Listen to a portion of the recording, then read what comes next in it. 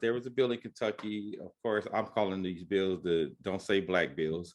These are the bills where they're trying to whitewash history, give their children the option to opt out of Black history, or tell teachers, which is unconstitutional, and they love to scream about the First Amendment until they want to stop somebody from saying something. But this bill was said to not want teachers to be able to talk about slavery in a negative manner, to not be able to talk about some of the historic atrocities that happened.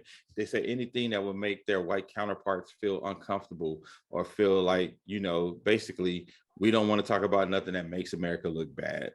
And if you do that, and then, it's funny, these same people who talk about preserving history, who just 2 years ago were talking about preserving history because they didn't want to get rid of the Confederate statues and all that. Oh, now it's okay to get rid of it, old history when it comes to Black folks. So just make sure you pay attention to that, hypocritical move. And they always call people snowflakes, but they seem to be triggered by everything. They seem to have a problem with everything. But to me, this goes to a bigger national conversation, things that we've talked about before in regards to messaging. The messaging on the Republican and the left side has been so good that they even got some people on the right. And the reason I say that is because, on the right, they got some people on the left. I'm sorry. But the reason I say that is because, what we need to understand is Christopher Rufo is the guy who took critical race theory and made it the boogeyman for America. Okay. Christopher Rufo made a conscious effort. He said this out of his own mouth. This is not something that I'm making up. He said out of his own mouth, I want to make critical race theory a catch-all. Anything that has to do with anything regarding race, we just going to sweep it under critical race theory. And then you scare white folks into teaching your kids critical race theory, which now is to the point where saying critical race theory literally is a synonym for just saying Black history, because of the way that their messaging has been so powerful with it, and nobody has been able to combat the messaging. And the messaging is so good, this boogeyman has scared liberal white folks, because liberal white folks feel like their kids are going to be taught critical race theory and their kids are going to be taught to feel guilty. So that's something you need to keep an eye on. So it's not just conservatives, it's conservative and liberal white folks who are scared of this term critical race theory. I've spoken to a few people who I thought were otherwise very liberal people, and they have fallen for the propaganda about critical race theory and how, my kids shouldn't be taught to stand up on one side. And I'm like, nobody's teaching that. That's not what's being taught. That's not even what critical race theory is. But again, like I said, Christopher Rufo decided he wanted to make critical race theory a catch-all based on the 1619 project, and he did that, and he was able to do it well. And he's been all over the place championing this, and now all of the right has picked up on it to the point where critical race theory is a catch-all, and these bills are now being written based on this false narrative.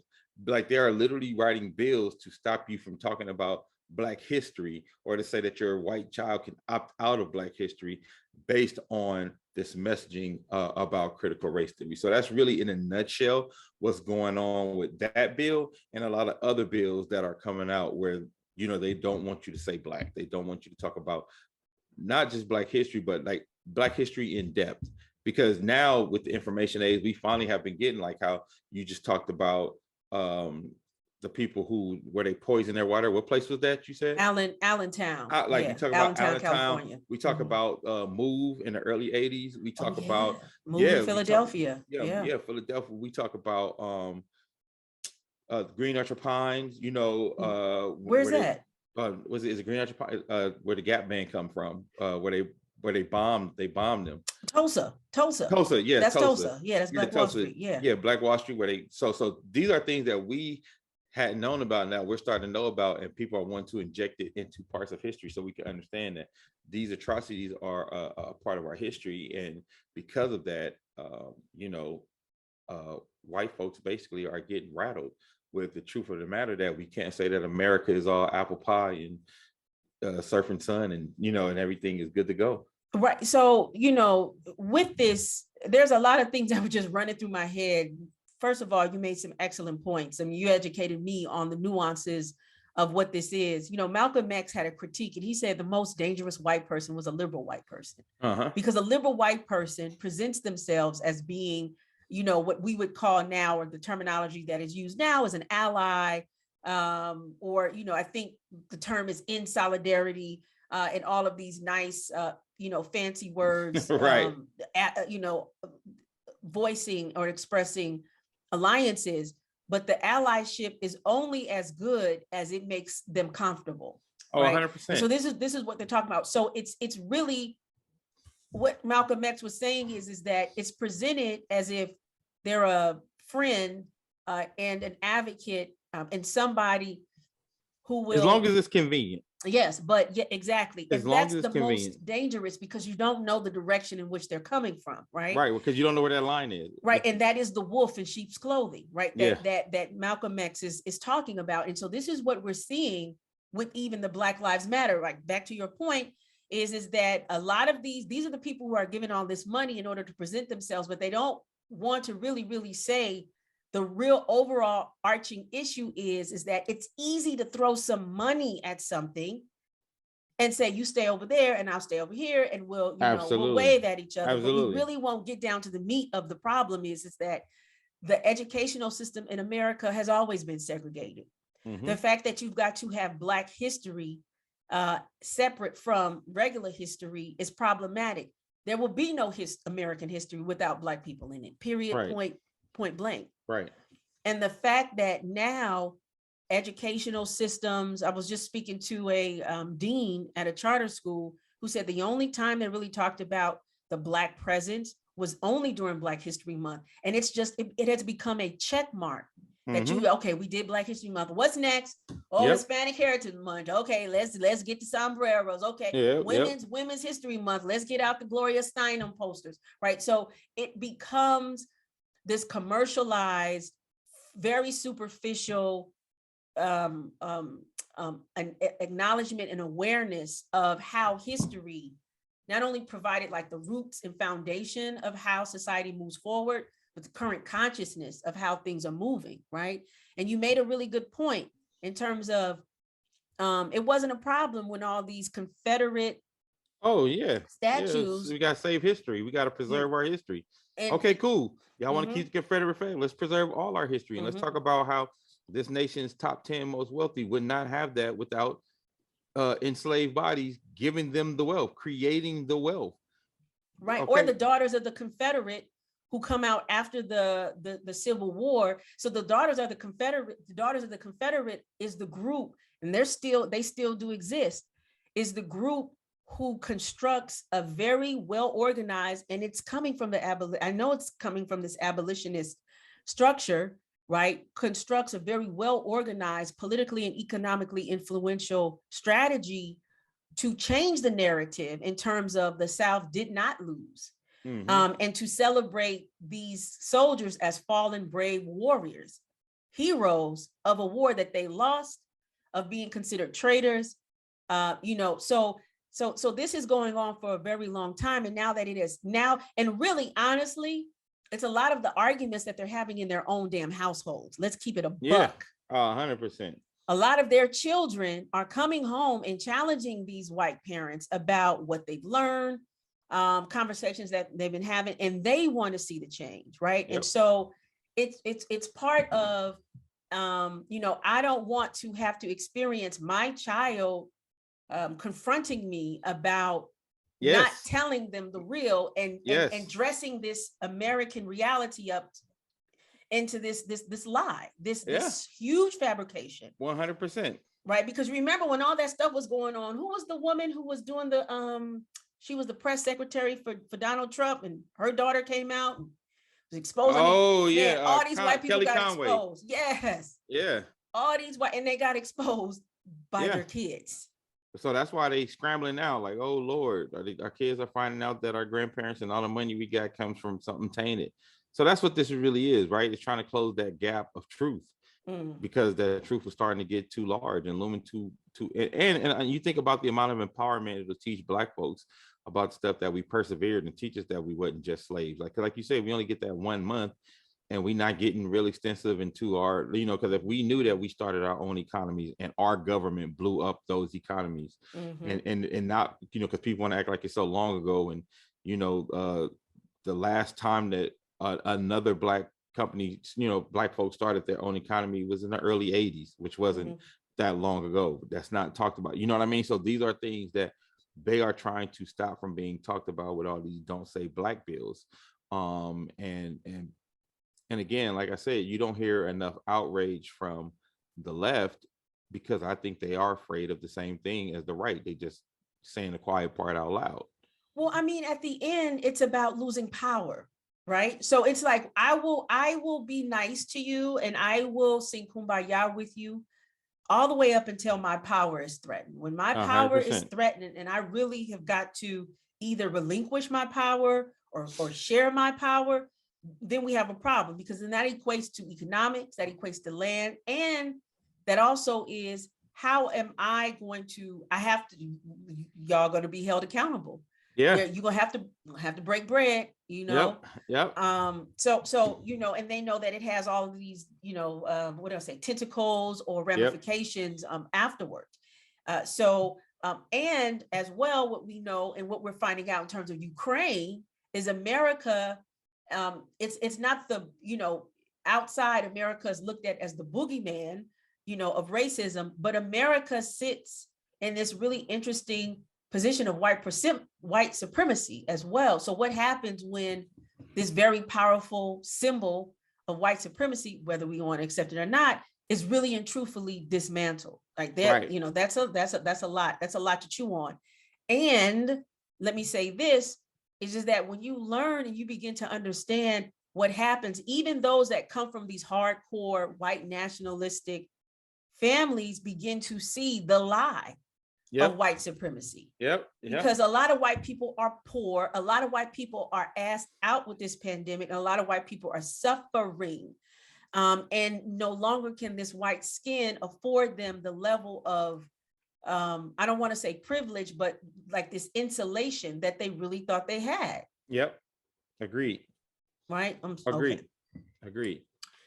So my question to you is, Dame, how does this bill, the Don't Say Black bill, is connecting kind of to other anti-Black pushes in the country that you see going on in the legislative sphere, or even just the political sphere, or even economic? Well, I think it's a bit of all the things that you just said, right? Like if you want to talk about it in relation to the political sphere, you have this while you simultaneously have Republicans all around the country trying to either gerrymander to give Black folks votes to not count and to get their votes to count more than Black folks. So they're scrambling to change districts in the Republican held states that they have the the majority of the Republican legislature. And then you can look at it on the economic side, because again, like I said, we're talking about a base of, once this information gets out and once people are teaching these things, it connects to the conversation we had earlier about reparations, right? Because now you can connect, the need for reparations, you can connect it to all these atrocities that happen. You can connect it to the economic downturn for Black folks. You can connect it to the economic state and make a direct correlation from then to now. If these conversations are being had. So if you can strike that conversation from the record, of course, they're going to start using that in court, right? If you can strike this conversation from the record, okay, now we got to talk about, let's just talk about what Black folks are doing and where they are now. We can't talk about it from a historic standpoint. So it connects to all of those things. So we were talking in the week about a Black Republican candidate. We don't have to say his name. We really don't. But I'm constantly thinking about, for these bills in this day and time to reach the level of visibility that it has, there's always some Black person in the wing cheering them on and agreeing. Of course, right? Yeah. And even talking about Black history, growing up, I know that there, especially like when I was in college, there were, Black people arguing like Black history is mute. We shouldn't have to talk about it, or Black people are victims, and so on and so forth, and this victimhood. Victim mentality. They like to throw that one out there. Yeah. So it gets me to thinking, what ways are, you talked about the Republicans, but what ways are the Democrats actively really pushing back against these type of bills? They're not. And that's kind of why I brought that up, Kaya. That's why I was talking about, in a nutshell, when I was talking about the white liberals, because it still is a pushback on even their power, right? This is not a fight for Republican or Democratic power. This is a fight for white power versus everybody else power, just to be honest. And even on the side of that, Democrats, as much as they, like you said, they'll be allies to an extent, but if that extent is going to impede upon the amount of power that they have, that's when they're going to pull back. And it's easier for them to just, make the choice of staying silent, so they don't look like they're the ones doing it, but they also not the ones fighting it. Right. You understand what I'm saying? Yeah, no. This is a good point. I also see this as a recalibration of white power, because I don't know about you, but in 2020, every corporation and school district and whatever and their mama tried to present as if they were like, we're with you, right? Mm-hmm. And so, and I said, oh, and we talked about this several years ago. We talked about this in 2020. And we kind of sat back and were like, okay, what is this going to look like when the fervor has died? And so it's to me, it's this recalibration and this readjustment after all of these exposés that have gone on in terms of the falsities in the white power because structure. now it's time to do more than just make a commercial and throw a dashiki on it. Right. Now it's time, because we want to actually start, because Black folks are getting smart enough to realize, like, yo, if we are going to survive in the system, we are going to have to start legislating some stuff. We are going to start finding ways to gain power in this power structure. When so then you see how scared they are of people like Stacey Abrams and Raphael Warnock and Gary Chambers out of Louisiana. Gary, holla at your girl. Yeah. So because what you see with people like Gary Chambers and Gary Chambers and Stacey Abrams, they're not the usual Correct. Black Democrat. They're not the usual suspect Black Democrat who's going to fall in line, because they're the Democrats who are even going to call out those other Democrats who aren't doing what needs to be done to change this power structure and to make real reform happen for Black folks. And that's a problem. And it's a good problem for us to start to have. Right. Or even somebody like a Cori Bush, right, who's coming out of an activist space absolutely. In Missouri, right? Yep. Who's coming out of this activist space and now is a congressional representative, right? So this not having to be, well, let me tell you this, like, I've worked on the Hill. So, people can front and act like they have a certain posture, but there's a pecking order that is in place. However, from what I do understand, there are a lot of kind of like backroom conversations. The good thing, and backroom conversations in terms of, how do we flip this? Because the fact of the matter is that a lot of these established Democrats are old. Not they're getting old. They are old. They are old. Yeah. And if they don't willingly retire, life will make them retire, right? And so you will have all of these positions and seats up for availability. So there's a conversations about, and movement in terms of how can you put people who will move agendas forward that are more attentive and speak to the folks of the constituents, that really represents the constituents' interests, I should say. And even even those who identify as Republicans. Right? Yeah, absolutely. Because a lot of this stuff doesn't, it's to me, it's asinine as not only just as an educator, but somebody who enjoys history and understands, oh, that happened. Well, you know what, that makes sense because this happens and this is in place. It's absolutely asinine to extract a chunk and a clump out of an important part of society because you're hurting somebody's feelings. Oh, Lord, you can never be a Black person. Right. Word. So I would be very interested just to keep track of these type of bills and laws that are being placed, because like it is, we are connecting these dots of how it is. You talked about it when we talked, this was months ago, about how 30 some odd states had voting rights laws that were being passed. All of it's like a network. That's going on. It's all connected. Right? It's 100% all connected. Right. Because they saw in the last election that Black folks were starting to use their voting power, and Black folks were starting to have a more sophisticated understanding of the system. When they saw that, we realized we needed to get senators in certain states in order to get the majority, and they're like, oh shit. Because even Mitch McConnell said, he basically, I wish I could remember the exact quote, but he basically alluded to black folks not being Americans. He was like, if they start voting as much as Americans, we're never going to get, basically we're not going to have the control anymore. And that's when I was like, there it is. I saw it. I'm like, that's what they're afraid of.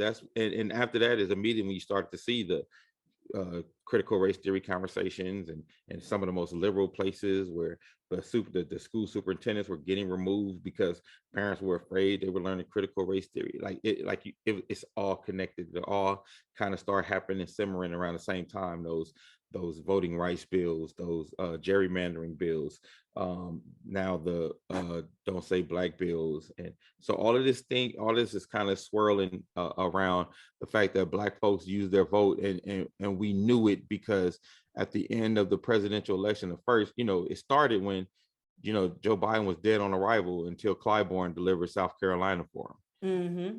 And people forget, because of that, that's why we have Ketanji Brown in the Supreme Court, because he said, I will deliver South Carolina for you, but you have to promise me that you will put a black woman in the Supreme Court. That was the deal. That was that deal made to deliver South Carolina, because if had not been South Carolina, I think Bernie Sanders was going to be our the Democratic candidate, right? So he delivered South Carolina, and Biden went on to win the nomination. And then they said, okay, now we need Warnock, and I never can remember the other guy name in Georgia, Ossoff in Georgia.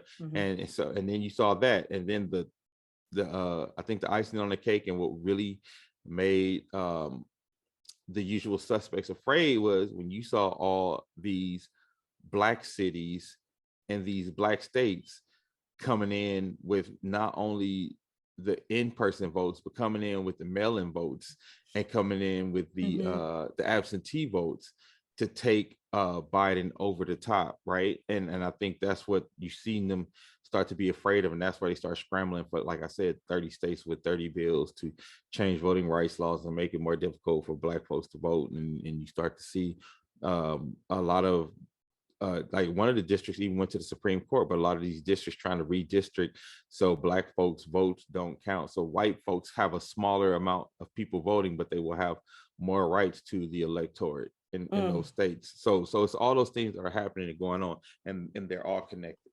Right. And then you saw a lot of actually rural Black America voting too, as well, which would help push over the Warnock Ossoff win in Georgia too. I think the overarching question, or maybe imagination, that these Black voters, in my opinion, are saying, like, what happens, when we vote somebody who represents us in our interests, like for real, what does that look like? So this is what we're imagining, and we're trying to, push forward. The hope is, I don't like saying that word because that word got toe up to flow up during the Obama era, but my I don't want to say this, my willful intentions for the future are that people understanding it doesn't happen on the first or the second try. You've got to continue to push the line, because I was listening to, I want to say this with Clyburn, Sharice Nelson, who's another contributor, said that according to what she heard in the channels, Clyburn wanted more of a grassroots just a judge, like an Eiffel. Somebody who, now Ketanji Brown is the only public defender who is on the Supreme Court justice, and one of the few who has occupied multiple levels of judgeship before taking the office, but she comes from this Ivy League trajectory. She has 2 HBCU parents, but we'll see what happens. However, because there is a conservative majority for a minute, so I mean, if we're looking at what happens is that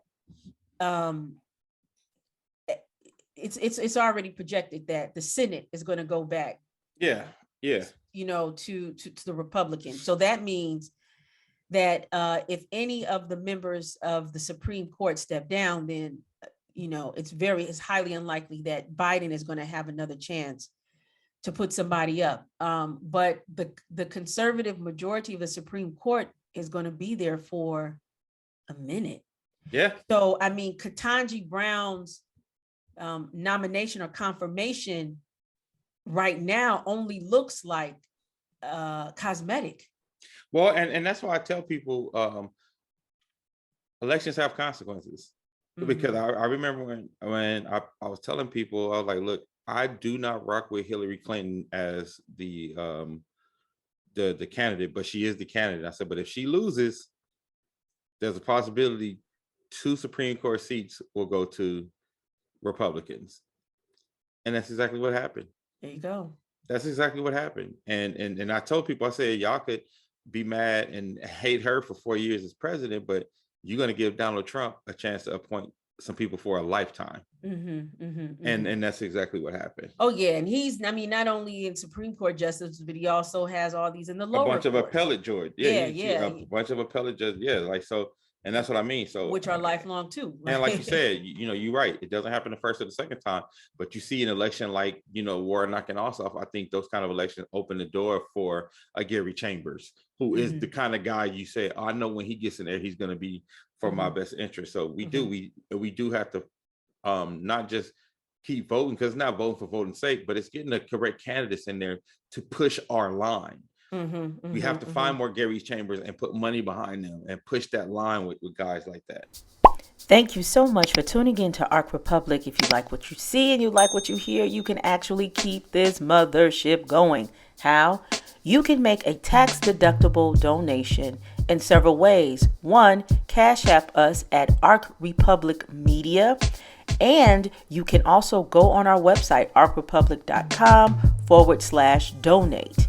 As well, you can also donate to our fiscal sponsor and our sister organization at Black Farmers Index, that is Cash App, or also go onto their website, blackfarmersindex.com. We are 2 Black women-owned media organizations who share our profits so folk can thrive. And even somebody like a Gary Chambers, who is vying for, is it the Senate seat or the congressional seat in Louisiana? Congressional seat, if I'm not congressional seat in Louisiana, is really sitting down. And there's somebody you said we're going to talk to very soon about this, but really give the public some serious strategies in terms of how do you hold people accountable and their feet to the fire?